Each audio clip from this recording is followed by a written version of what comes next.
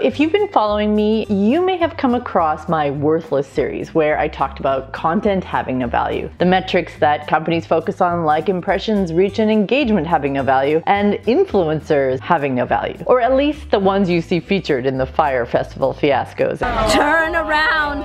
Turn this bus right around! Now I will make sure that I link to them somewhere here if you're interested in going back for the context, but in a nutshell, my message is that the only thing of value that you can take to the bank is relationships. But what does that mean? As a few of you rightly asked me, how on earth can companies have relationships? How does this tie back to my bottom line? And what does this look like anyway? I have a very close working relationship with our quantum computer. That's what I'm going to talk about after the jump. My name is Tara and this is Truly Strategic.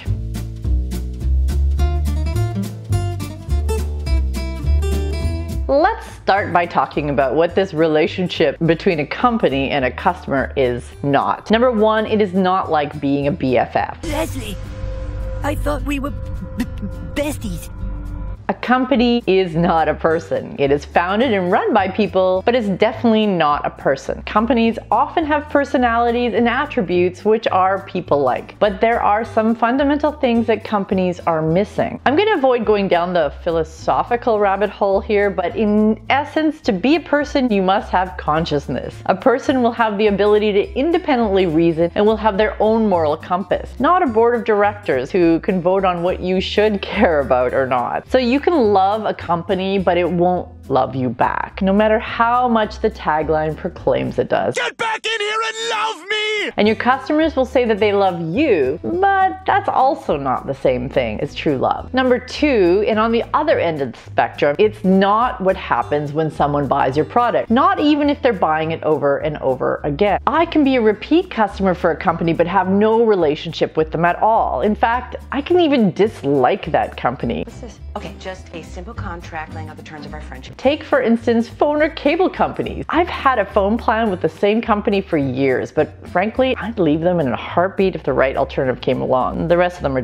all just as bad. And there are lots of products I buy repeatedly, whether they're on sale, convenient, or just decent value, that I feel no affinity or love for. These are commodities. As soon as a better alternative comes along or something else goes on sale, I switch. I'm going wherever they value loyalty the most. We all know this. So a relationship between a company and person is not the same as a person and person, but it isn't just about buying either. A relationship, as I've discussed in the past videos, is what results in repeat and sustained interactions where you do not have to pay to reach your customers. They keep coming back voluntarily, seeking you out, which saves you money. Number two, loyalty, because loyal customers are less likely to be tempted away by new shiny things and aren't price sensitive, growing your average revenue per customer. And three, spreading word of mouth, because your current customers are your most effective marketing channel. This saves you money and helps grow your customer base. Money, money, money, money, money, money. And so, since every company should want this kind of relationship, every company should also be investing in what leads to these results, long-term marketing strategies. But what does a long-term marketing strategy that builds relationships look like? And hey, I don't think I ever even answered what is